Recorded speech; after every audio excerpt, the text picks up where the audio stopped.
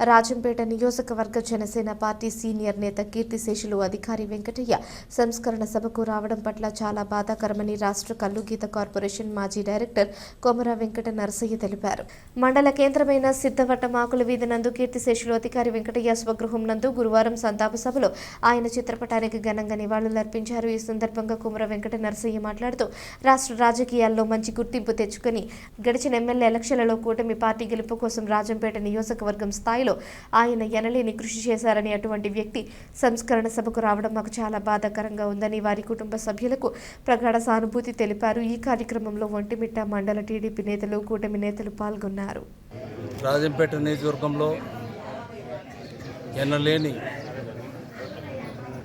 కీర్తి ప్రతిష్టలు సంపాదించుకున్న ప్రియమిత్రులు, గౌరవనీయులు, కీర్తిశేషులు శ్రీ అధికారి వెంకటయ్య గారి సంస్కరణ సభకు మేము రావడం చాలా బాధాకరం.